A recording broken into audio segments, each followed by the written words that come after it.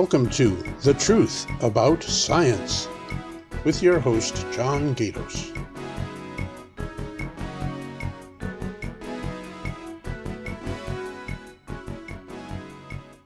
Hello, and welcome to The Truth About Science.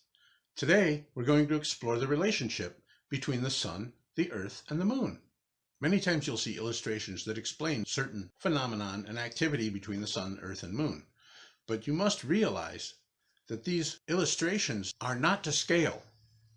It would be very hard to show you true representations that are to scale because of the enormous distances between the sun, the moon, and the earth. We're going to examine such things as solar and lunar eclipses, and also what the earth looks like from the moon.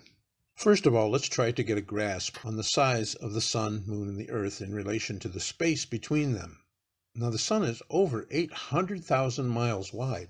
That's about 100 Earths across. The Earth is only about 8,000 miles wide.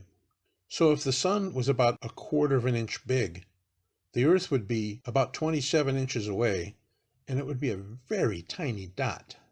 The distance to the moon is 250,000 miles, and you could fit about 30 Earths between Earth and the moon. So it's also quite a distance. So you can see it would be very hard to show you these diagrams unless we change the scale of everything just for the sake of the illustration. Let's start with some interesting facts about the Earth's travels around the sun. Did you know that the Earth actually rotates 366 times per year? We use the sun as our reference for the day. When we face the sun, that's 12 o'clock. But as we move around in orbit, the Earth has to turn just a little bit more every day to face the sun again. And as a result, by the end of the year, there is one more rotation that we don't notice by the time the Earth gets back around to where it started. When it's summer on the northern hemisphere, it's winter on the southern hemisphere. Oddly enough, for the northern hemisphere, in the summertime, we are actually further away from the sun. But it's not the distance to the sun that makes the difference. It's the angle of the Earth. During the summertime, the northern hemisphere is pointed more at the sun, and the sun's rays move more directly through the atmosphere. We also have a longer day because we stay in the sunlight for a longer period of time. In the wintertime, we are in the shadow of the Earth for most of the day, and the sun's radiation is hitting the atmosphere at an angle, and so it does not pass through as readily as it does in the summer. When we look up at the moon from the Earth, we always see the same side of the moon. It never turns. Therefore, if you were standing on the moon looking at the Earth would never change its spot in the sky. We would see it rotating over a 24-hour period, but it would always stay in the same place. The sun would pass overhead just like it does on the Earth, but it takes 14 days of daylight and 14 days of night, giving us 28 days of the moon's rotation around the Earth. The phases of the moon and the phases of the Earth are similar in that they last the same amount of time. But when it's a full moon on Earth, it's a new Earth on the moon. A solar eclipse is when the moon casts a shadow on the Earth. The sun is extremely huge compared to the moon, but it is so far away that it appears exactly the same size as the moon, and so the moon covers it perfectly. This varies a little according to the distance that the moon is from the Earth at that moment.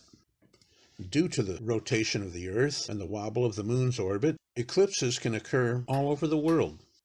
The shadow moves slowly across the Earth as the solar eclipse happens, and in order to observe it, you must be within the path of the shadow as it comes by. The eclipse may last a long time, and so people see it at different times. If you were standing on the moon during a solar eclipse, you would need a telescope to detect the tiny shadow on the Earth. Even though the moon is 1/4 the size of the Earth, the corona of the sun is much bigger than the sun itself, which is what forms the umbra and penumbra parts of the shadow, and it overwhelms the shadow of the moon. A lunar eclipse is much different. This is when the Earth's shadow is cast upon the moon. As the moon enters the Earth's shadow, it blacks out, and then it lights up red when it gets to the middle of the Earth's shadow. If you were standing on the moon looking back at the Earth, this is what you would see. The red ring is virtually a sunset all the way around the Earth, and so this is what casts a red light on the moon. From the Earth, everyone who can see the moon sees the lunar eclipse at the very same time. After all, we're looking at the shadow of the Earth on the moon. Well, I hope that was enlightening for you. And now you have a better understanding of the size of space, at least in our very small neighborhood. I hope you've enjoyed this episode, and please come back for more as we examine the truth about science.